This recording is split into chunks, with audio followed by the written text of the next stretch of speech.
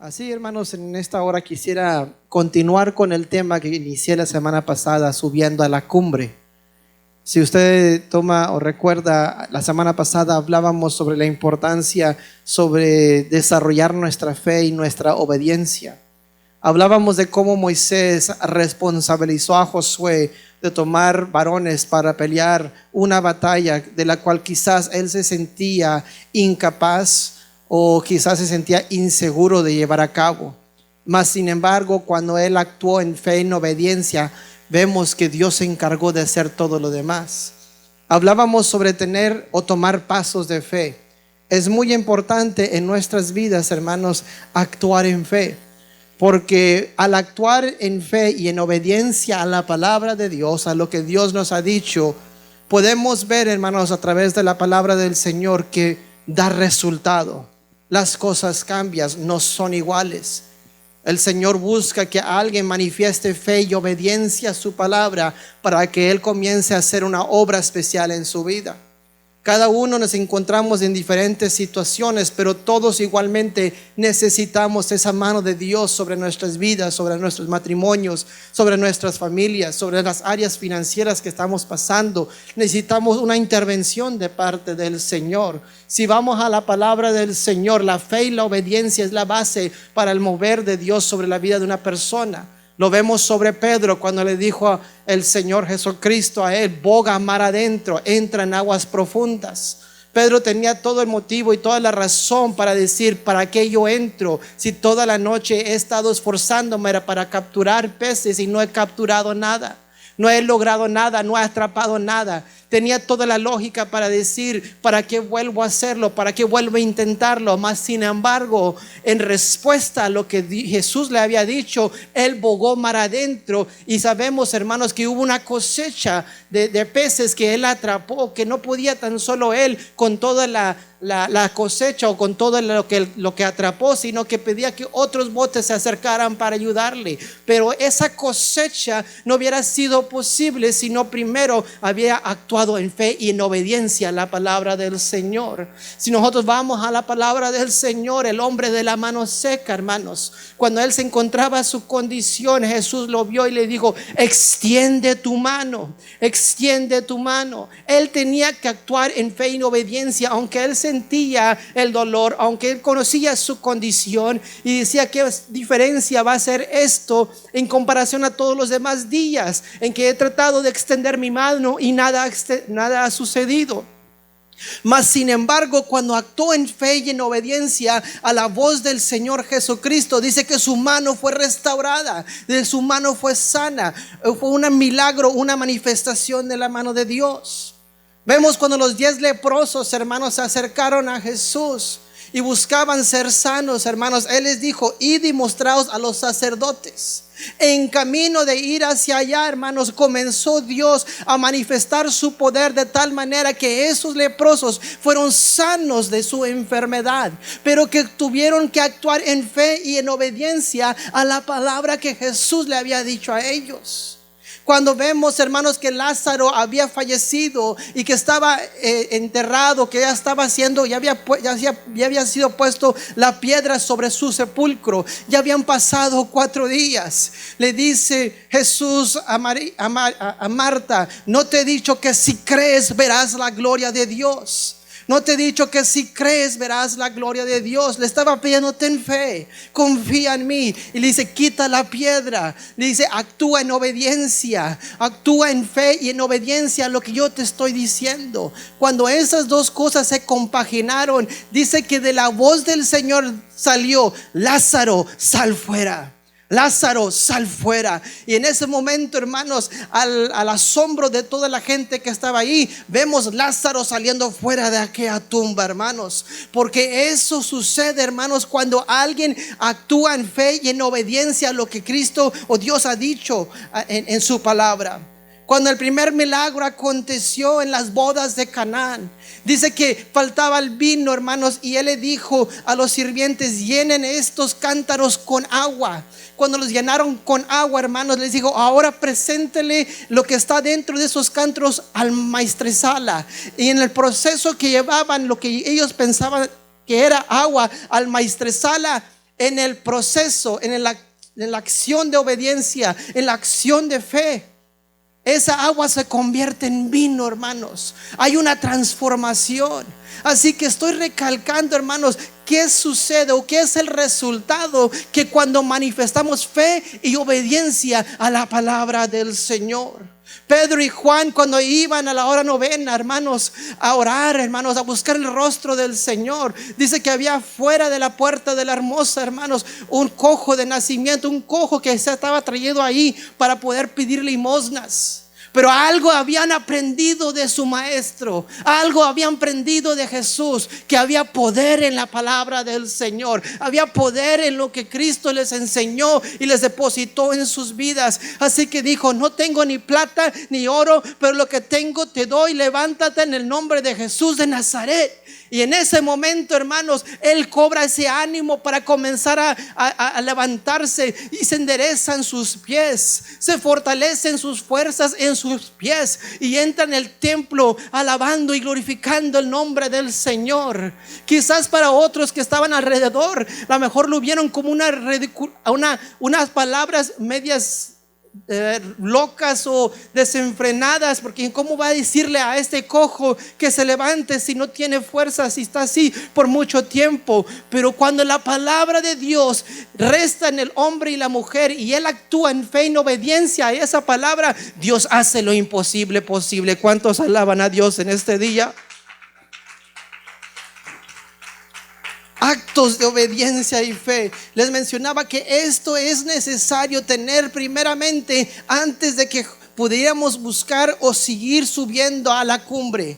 Vemos, hermanos, en el citas que nosotros estábamos leyendo, que Moisés, Aarón y Hur subieron a la cumbre. Vemos que ellos tenían un trabajo que hacer allá, pero Josué primero tenía que actuar en fe y en obediencia. Josué tenía que aprender estos principios, hermanos, porque un día él heredaría el liderazgo de llevar al pueblo de Israel a entrar a la tierra prometida. Tener un hombre como Moisés liderando el pueblo de Dios por más de 40 años, hermanos. La persona de Moisés, dice la palabra de Dios que no hubo profeta como él, ni antes ni después, que habló con Dios cara a cara. Llenar esos zapatos, llenar esa responsabilidad. Había quizás temor en la vida de Josué, había miedo, había que ¿cómo yo me puedo comparar con Moisés? Mas sin embargo el Señor ya le había enseñado a caminar en fe y en obediencia a su palabra. Entonces lo preparó para el momento de su promoción, pero también lo preparó, hermanos, para enfrentar aquel río Jordán, hermanos. Cuando el Señor le dice: toma aquel arca del pacto, y que los sacerdotes, al poner sus manos en las aguas, esas aguas se van a dividir en dos y el pueblo cruzará al otro lado. Eso lo había aprendido a desarrollar desde este momento. Esto fue clave, este momento fue clave para Josué, para desarrollar en él una disciplina, un principio de nunca dudar en la palabra del Señor, en las promesas del Señor. Nunca dudar de la manera o del modo en que Dios se quería manifestar a través de su vida y en su vida. Luego más adelante vemos, hermanos, que Josué va hacia Jericó y está por conquistar a Jericó, y el Señor le dice que haga algo que es loco para el pensamiento del hombre. Comienza a darle una vuelta cada día a aquella ciudad. Dale una vuelta cada día, y el séptimo día dale 7 vueltas. 13 vueltas en total le darás. Y el momento que completes esas 13 vueltas a través de esos 7 días, en ese último día yo haré que se derrumben los muros de Jericó, y mi pueblo poseerá la tierra que es para ellos. Y así aconteció, hermanos. Aunque se oía como un plan, como que no tenía razón, no tenía sentido, hermanos, cuando Dios lo ha dicho, Dios lo hará. Cuando Dios ha prometido, Él lo cumplirá, hermanos.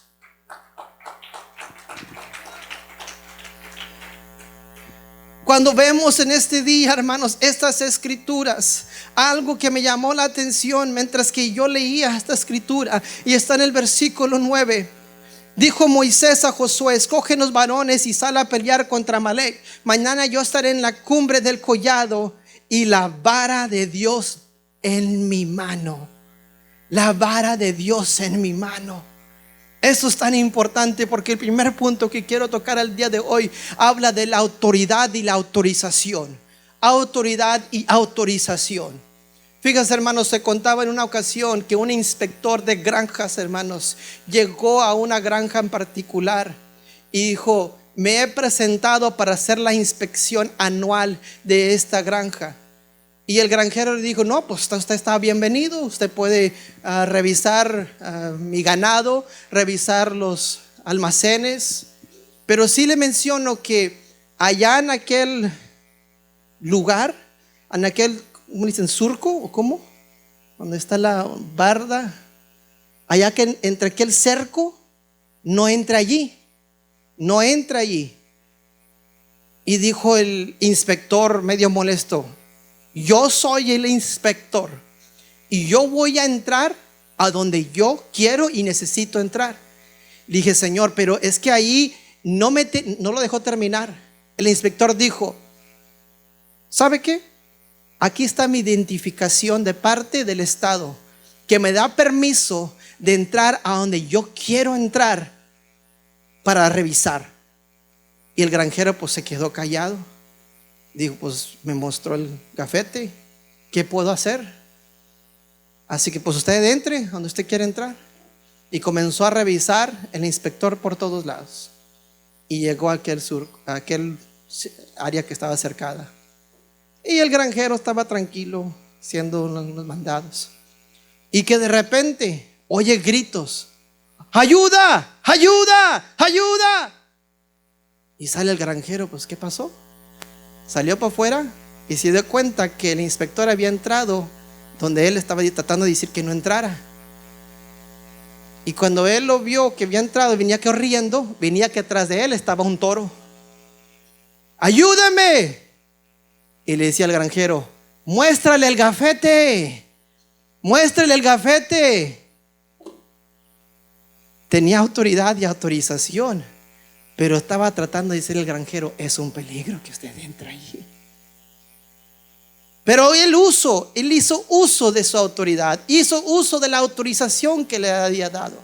Entonces, cuando vemos la palabra del Señor y vemos que Moisés sube a la cumbre, yo estudiaba esto y estaba pensando en Moisés, estaba pensando en Aarón, estaba pensando en Ur y cómo Dios quería a través de ellos hablar a nuestras vidas. Pero Dios comenzó a hablarme sobre la vara. Comenzó a hablarme sobre la vara, sobre la subida de la cumbre, y comenzó a hablarme sobre la roca. La vara, hermanos, era muy importante que Moisés subiera con la vara a la cumbre, hermanos. ¿Por qué, hermanos? Porque la vara había sido un instrumento en las manos un instrumento de Dios en las manos de Moisés.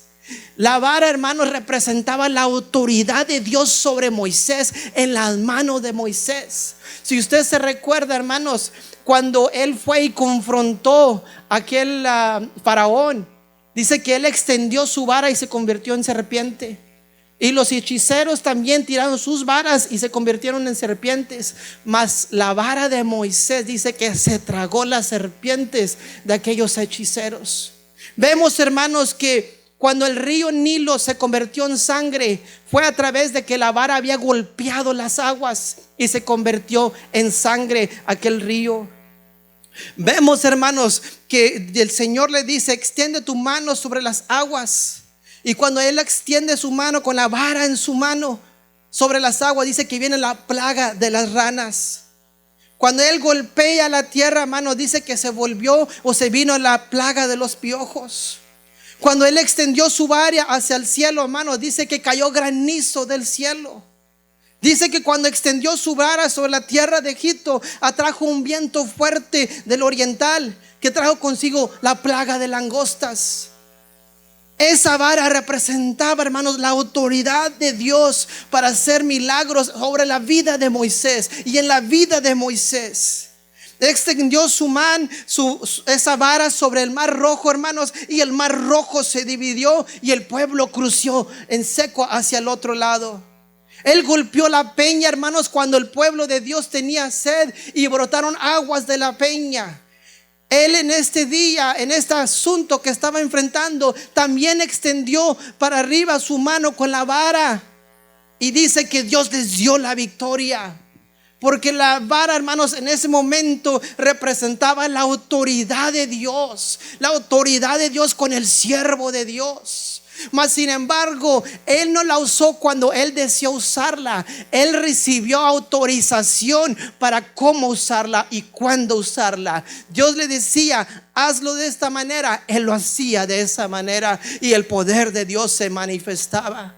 El poder de Dios estaba con él. La vara representaba la autoridad de Dios. La voz de Dios que hablaba con Moisés era la autorización para usar de tal autoridad.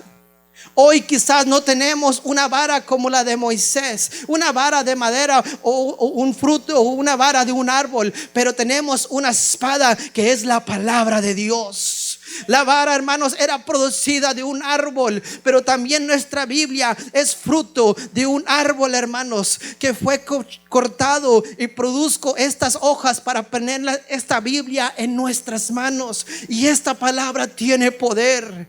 Lo que distingue la vara, lo que distingue la Biblia es que en ellas está la autoridad de Dios. En ella está el poder de Dios. El portador de ellas, al escuchar la dirección del Padre, la dirección del Hacedor, está expuesto a lo sobrenatural de Dios. Está expuesto a milagros. Está expuesto, hermanos, a sanidades. Está expuesto a algo diferente a lo que uno está acostumbrado.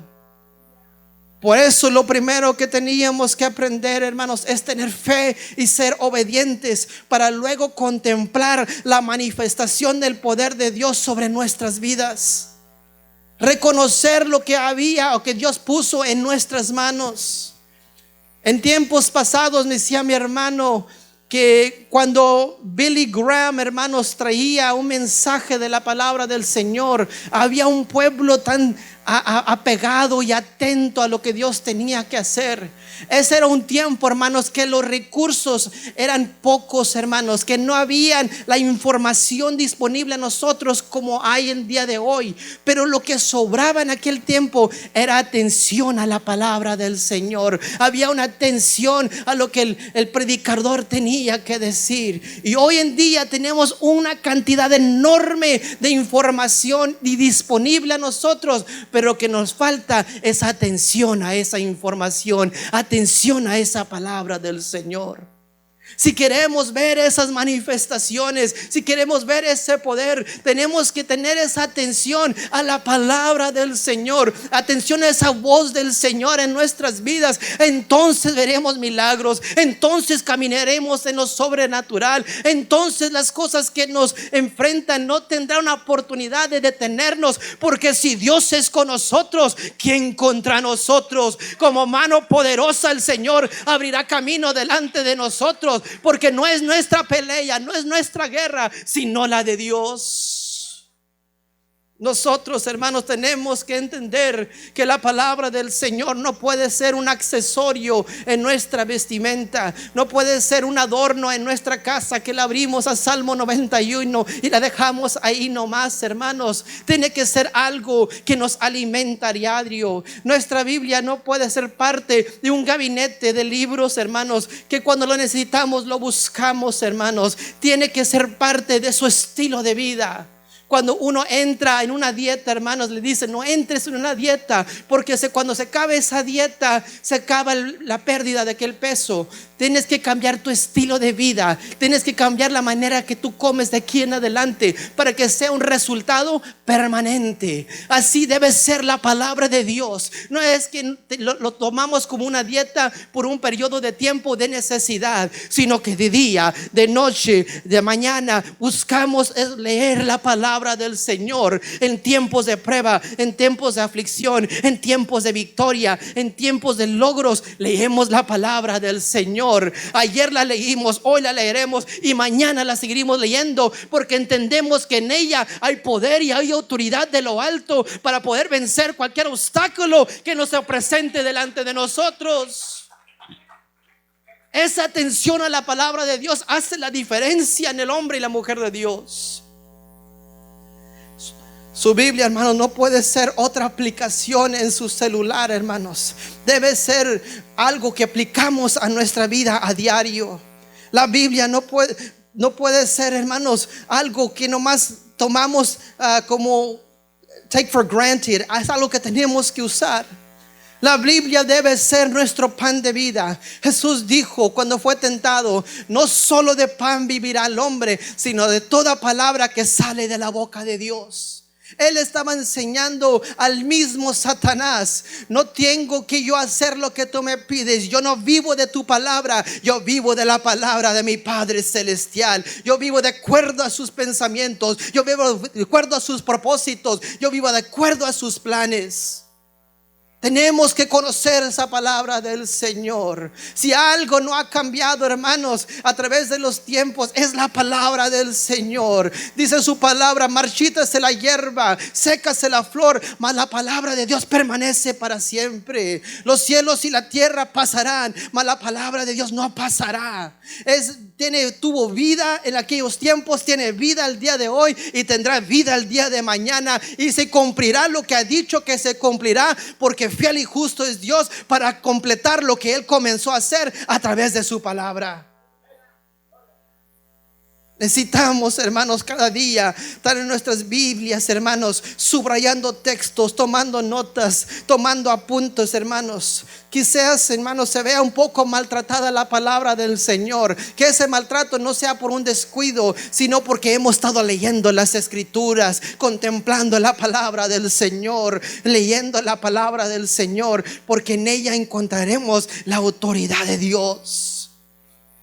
Fíjense, hermanos, que la vara no funcionaba en manos ajenas. Cuando Aarón y Hur estaban encima con Moisés, ellos quizás pudieran haber pueden haber visto que sus manos se debilitaban y haber dicho: déjame ayudarte yo con la vara, déjame ayudarte yo con la vara un momento. No, pero ellos entendían que la vara estaba en las manos correctas, en las manos de Moisés. De igual manera, hermanos, la palabra de Dios no la puede usar el mundo, no puede usarla un pecador, solo la puede usar la iglesia redimida de Jesucristo, aquel por cual Él pagó un precio, y no cualquier precio, sino el precio de sangre derramada en la cruz del Calvario. Hubo un precio, hermanos, que se pagó para que usted y yo portáramos la autoridad y el poder de Dios en nuestras manos. Que con orgullo, hermanos, así como nos ponemos un perfume de lujo, así como andamos con una cadena sobre nuestro cuello, así como está sobre el niño sobre nuestras manos, caminemos con la palabra bajo nuestro hombro, diciendo: yo soy un hijo de Dios, un hijo de Dios todopoderoso. Que no nos avergoncemos de esta palabra, porque sabemos que en ella hay autoridad, en ella hay poder. Ella no puede funcionar en manos rebeldes a su voluntad. Funciona en manos de una vida entregada a la voluntad de Dios. No busca lo propio, sino lo de Dios es lo que busca y desea llevar a cabo. No podemos subir a la cumbre, hermanos, sin llevar la vara con nosotros. Cuando vamos a nuestro tiempo de oración, a nuestro tiempo, hermanos, de consagración, nuestro tiempo de buscar la presencia de Dios, la palabra de Dios tiene que ir con nosotros, tiene que ser parte de nuestra conversación con Dios. Moisés, al interceder por el pueblo, hablaba con Dios recordando su palabra, lo que había hecho, sus proezas en Egipto y cómo lo sacó con mano poderosa, y también le recordaba la promesa que Él les había dado, hermanos, al introducirnos en la tierra prometida, una tierra que fluiría de leche y miel. Recordando dónde habían estado y también a dónde les fue prometido que llegarían, pidiendo a Dios que en el proceso no fueran consumidos por sus enemigos, por sus dudas o por sus afanes. Cuando nosotros llegamos a la presencia del Señor, tenemos que hablar más allá, de hermanos, de nuestras necesidades. Tenemos que poder entrar con acción de gracias, poder decirle al Señor: gracias porque un día tuviste misericordia de mí. Gracias, Padre, porque la verdad tu palabra dice que no es del que quiere ni el que corre, sino que en tú has tenido misericordia. Y Señor, tú tuviste misericordia de mí. Tú me diste la oportunidad de conocerte a ti, y no nomás conocer de ti, pero conocerte a ti íntimamente. Es llegarnos a la presencia del Señor recordando lo que Él ha hecho por nosotros. Pero también, hermanos, en cualquier situación que nosotros estamos pasando, recordarle al Señor: tú has dicho que tú eres nuestro sanador, Señor. Dice que por tu llaga nosotros somos curados. Dice tu palabra que la oración eficaz del justo puede mucho. Así que me acerco ante el trono de tu gracia, porque dice tu palabra: acerquémonos pues confiadamente ante el trono de tu gracia, Señor, a pedirte que obres, que te glorifiques en esta situación, en esta necesidad y en esta petición. No es, Padre, algo que yo quiero para beneficiarme yo mismo, es para que tu nombre sea glorificado, Señor. Que la gente vea que servimos a un Dios de poder, a un Dios de milagros, un Dios que no tiene límites, un Dios sobrenatural, un Dios, hermanos, que no se reserva para bendecir a aquel que invoca su nombre en espíritu y en verdad. Él entendió, hermanos, la importancia de incluir la palabra, las promesas del Señor en sus oraciones. Quizás aún estamos donde Quizás aún no estamos donde queremos estar, hermanos, pero no podemos olvidar que tampoco seguimos donde a un día estábamos. Por tanto, si hasta aquí hemos llegado, Dios es fiel y justo para terminar lo que Él inició en nuestras vidas. El Señor, hermanos, nos ha dado autoridad y también nos ha dado autorización. Su palabra es su autoridad, y mientras que nosotros estamos atentos a su voz, Él siempre nos dará la autorización de cómo usar la palabra en nuestras vidas y en los retos que nos enfrentamos a diario. Él nos dirá cómo manifestar, cómo hablar la palabra sobre nuestros hijos, sobre nuestros matrimonios, sobre nuestras familias y sobre las necesidades que estamos pasando. Pero también es importante, hermanos, nosotros subir a la cumbre. Subir a la cumbre, hermanos, es un proceso más difícil, porque ya establecimos que necesitamos fe y obediencia. Ya establecimos que tenemos que informarnos y tomar la autoridad de la palabra del Señor y estar atento a la dirección de Él a través de su palabra para cómo ejercer esa palabra. Pero también tenemos que profundizar nuestras raíces en comunión y intimidad con Dios. El subir una loma, el subir una montaña, hermanos, aquel que lo ha hecho sabe que no es fácil. Sabe que es difícil, sabe que es un reto que lo cansa, hermanos. Y uno de la verdad tiene que determinar desde el principio: quiero llegar hasta la cima, quiero llegar hasta lo alto. Hace unos días, hermanos, tuvimos la necesidad de cortar un árbol, hermanos, en una casa. Fue mi hermano Saúl conmigo mientras que estábamos desarraizando aquel árbol. Y ese árbol ya tenía aproximadamente... Ese árbol estaba plantado ahí cuando la casa se edificó, así que ya tenía como 10 años ese árbol ahí. Y no había crecido mucho, ya se había secado, ya no estaba en buenas condiciones. Y yo me llevé el hacha, la pala y todo, y dije: vamos a ver cómo le hacemos, porque usualmente hay raíces ahí que uno tiene que, o batalla con ellas para poder despegarla de la tierra. Y cuando entramos, hermanos, vi que mi hermano mucha facilidad agarró la pala y comenzó, y de repente, para cuando menos pensé, ya estaba fuera el árbol. Y le dije: ¿cómo es que tan rápido lo sacaste? Dice: es que las raíces no se extendieron, las raíces no se profundizaron, no hubo el crecimiento para que poder desarrollarse aquel árbol. Y dije: pues ¿qué pasó? Dice: es muy probable que cuando sembraron este árbol venía en una cubeta, y nomás lo sacaron de la cubeta y lo tiraron al agujero y lo taparon. No le dieron la atención necesaria de soltarle las raíces por abajo. No le dieron la atención quizás de darle el agua que necesitaba.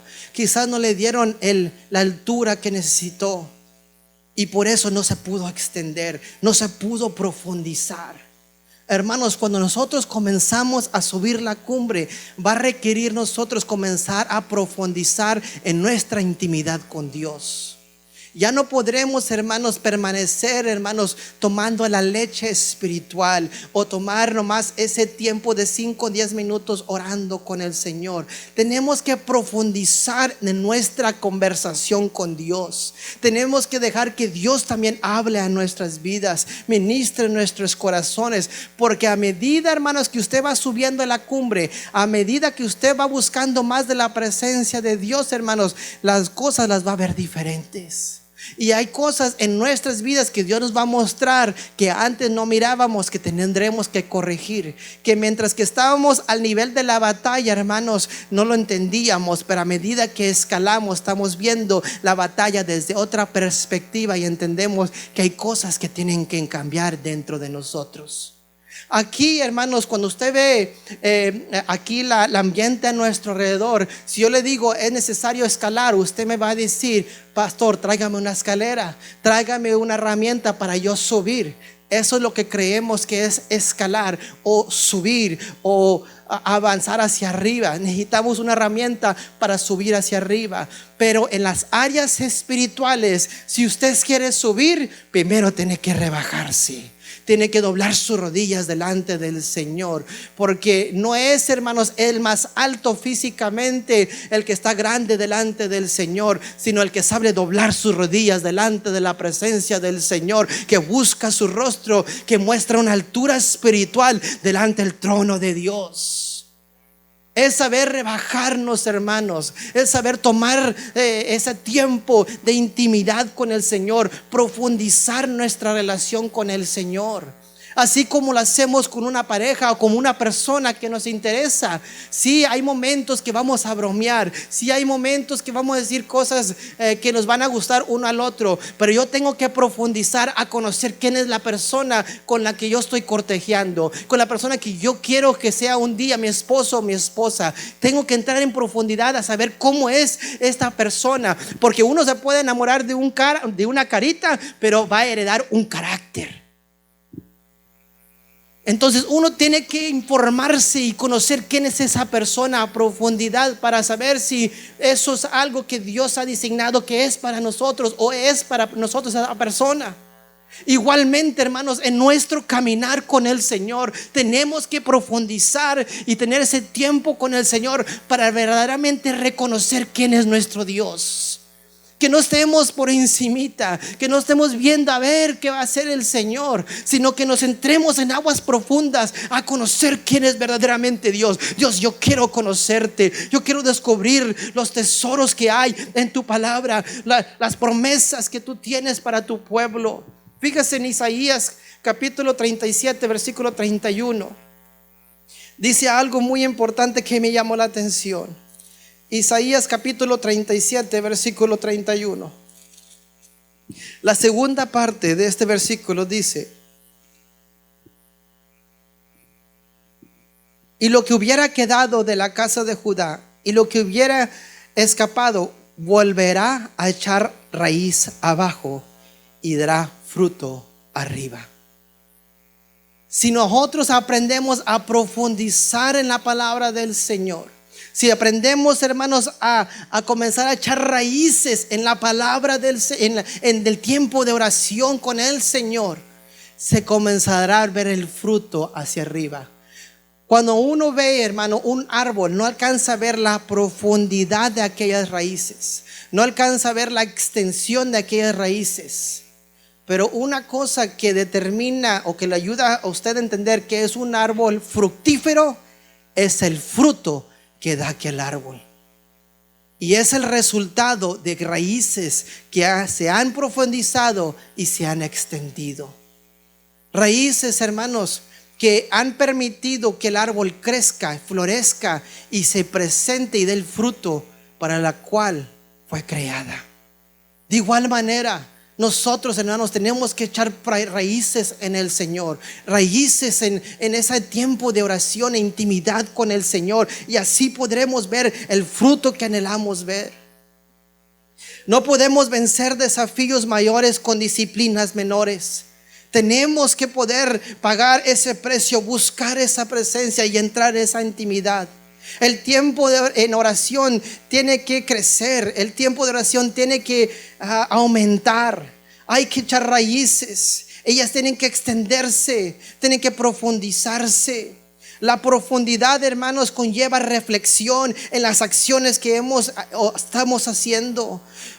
Nos lleva a pensar en cómo estamos viviendo. Nos presenta un espejo y nos da otra perspectiva de las acciones que estamos manifestando. Las preguntas que tenemos sobre un problema nos da una perspectiva diferente de la situación que estamos confrontando. Comenzamos a entrar en el punto de vista del Señor. Comenzamos a entender los propósitos del Señor en una situación. Es necesario disponer nuestros corazones a escuchar la dirección de Dios sobre cualquier situación que estamos enfrentando, hermanos. Ya no es de traerle el problema a Dios que lo resuelva, sino formar parte del plan de Dios para resolverlo. A veces, hermanos, le entregamos un problema al Señor y decimos: a ver cómo lo arreglas. Y el Señor tiene el poder para hacer cualquier cosa, hermanos. Dios no tiene límites para poder resolverlo. Pero a veces el Señor quiere que tú formes parte colaborativa de esa solución, para que tú también seas ministrado, para que tú crezcas.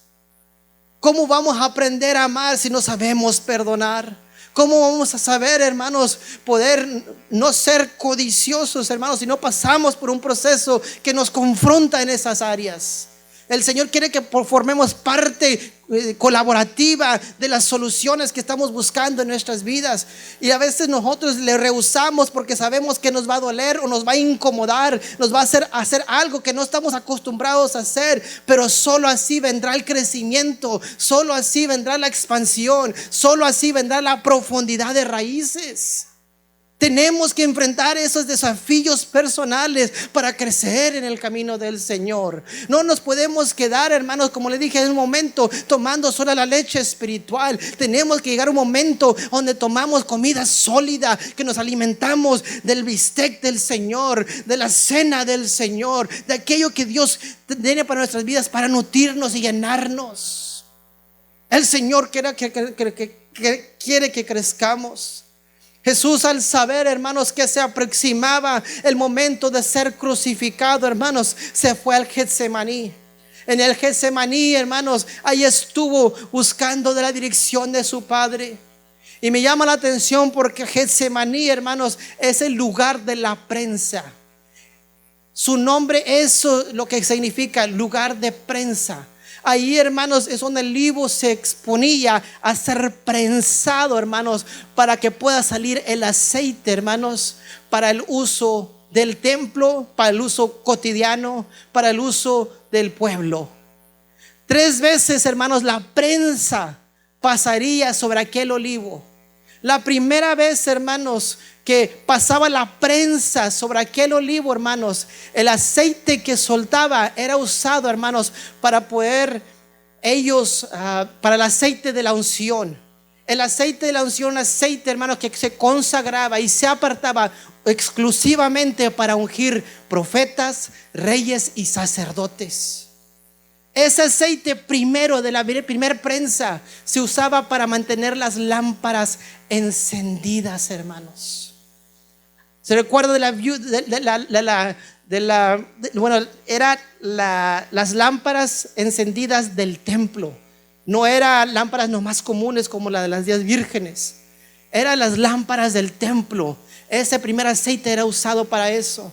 Pero también ese aceite, hermanos, era usado, hermanos, para preparar las comidas, las ofrendas de alimentos que traían al Señor. Esos 3 propósitos tenía esa primer pasada de la prensa sobre el olivo. La segunda, hermanos, era para propósitos medicinales, para curaciones, para mejoramientos de golpes o de heridas que había en el cuerpo. La tercera y última pasada de la prensa, hermanos, era para el aceite común.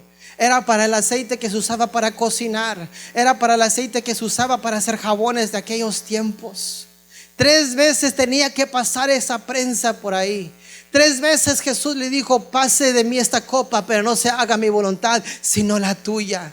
3 veces, hermanos, sintió el Señor el peso de lo que había de acontecer, y decía el Señor a su Padre Celestial: si es posible, pase de mí esta copa. Si hay otra manera de que esto se puede llevar a cabo, que se haga, pero Señor, no se haga mi voluntad, sino la tuya. En ese momento, hermanos, cuando nosotros echamos raíces en nuestro tiempo de oración, ya no buscamos nuestra voluntad, no buscamos nuestros deseos, buscamos la voluntad de Dios, que se cumpla en nuestras vidas, que Él sea glorificado, que Él sea exaltado, que su propósito sea cumplido y que Él pueda llevar a cabo en nuestras vidas lo que siempre deseó.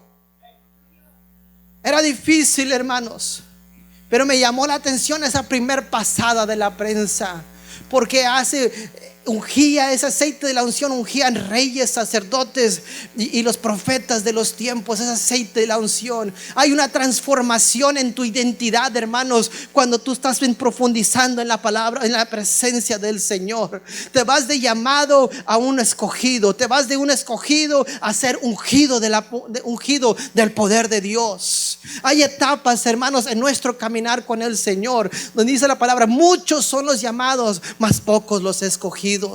Hay llamados al arrepentimiento y hay personas que llegan a conocer de la palabra del Señor, pero hay personas que han sido escogidas para ser portadores, predicadores, maestros, embajadores de la palabra del Señor. Y esas personas, hermanos, a veces es un grupo más pequeño que busca servirle al Señor, pero de entre ese grupo hay un grupo que Dios quiere levantar, un grupo de ungidos de la presencia de Dios, un grupo de personas llenas de la unción de lo alto, unas personas que le creen a Dios, que caminen en fe, que caminen en obediencia, que suban a la cumbre a través de doblar su rodilla delante de la presencia de Dios, que no cualquier viento venga a derrumbarlos, a empujarlos para un lado o para el otro, sino que saben que su vida es sobre la roca inconmovible que es Cristo Jesús. No cualquier viento lo mueve de este lado para acá. No se deja ofender por cualquier cosa, porque ha hecho raíces en el tiempo de oración, en la presencia de Dios. Sabe cuál es su llamado, cuál es su propósito, y no se va a dejar desviar, no se va a distraer por las cosas que suceden alrededor, por las noticias que se escuchan, por los diagnósticos que ven. Tiene su confianza en el Señor. Eso lo llama el Señor, hermanos. Nos llama a confiar. Fíjese que el aceite también, la primera vez que pasaba esa prensa, le decía que era para ser combustible a las lámparas que se usaban dentro del templo. Qué lindo, hermanos, cuando uno está profundizando en ese tiempo de oración, porque comienza a reflejar un semblante diferente, comienza a ser una luz a las personas que están a nuestro alrededor. Mateo lo describe de esta manera: así alumbre vuestra luz delante de los hombres, para que vean vuestras buenas obras y glorifiquen a Dios Padre que está en los cielos.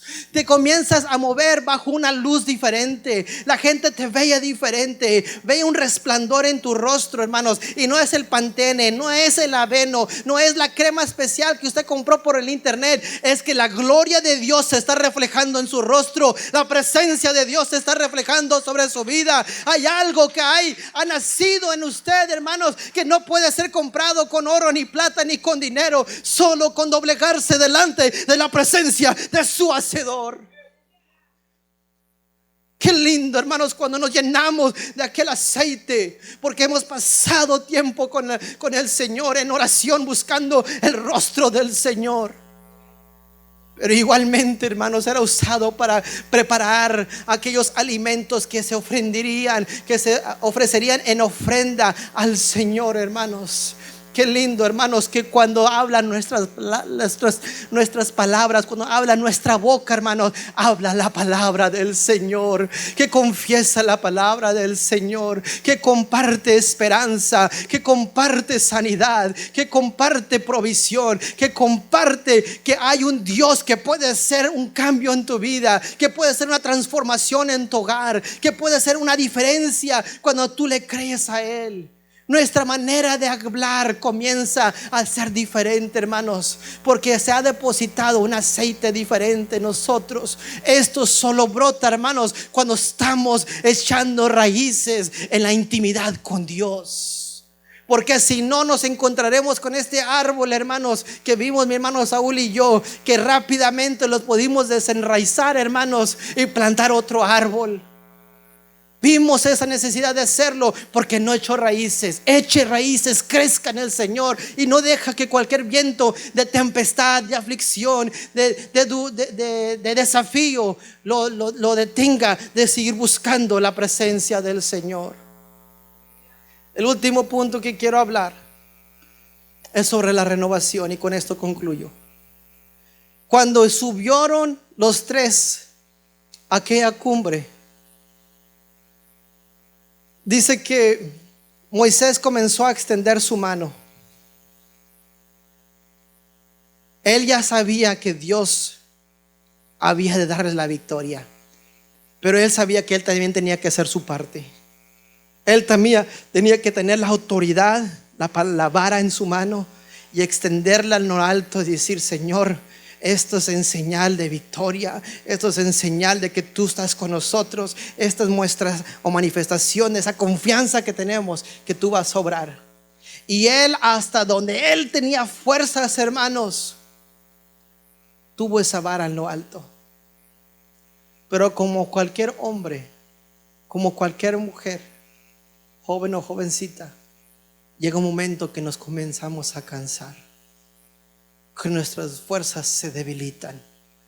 Hemos hecho todo lo correcto, hemos caminado en fe y en obediencia, hemos echado raíces y estamos sobre la cumbre y estamos declarando la promesa de Dios, la victoria del Señor sobre nuestra familia, sobre nuestros hijos, y estamos viendo cómo va avanzando la obra de Dios en nuestros hijos, cómo van cambiando nuestros matrimonios, cómo van cambiando nuestras finanzas. Estamos viendo cómo Dios está avanzando, pero un momento comienza a debilitar nuestras fuerzas, comienza a sentir que no podemos seguir hacia adelante.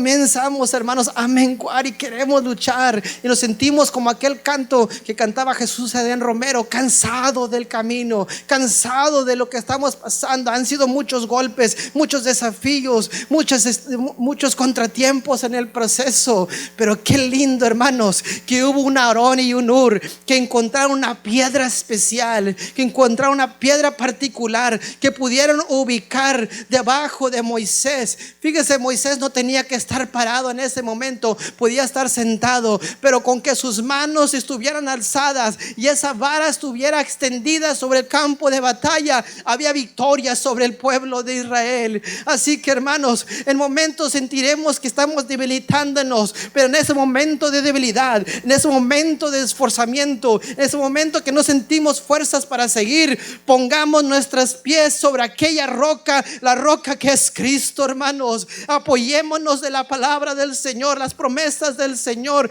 lo que Él dijo que haría en nuestras vidas, hermanos. Y Él dice su palabra en Isaías capítulo 40 versículo 29: Él da esfuerzo al cansado, Él multiplica las fuerzas al que no tiene ningunas. Los muchachos se fatigan y se cansan, los jóvenes flaquean y caen, pero los que esperan a Jehová, tendrán nuevas fuerzas, levantarán alas como el águila, correrán y no se cansarán, caminarán y no se fatigarán, hermanos.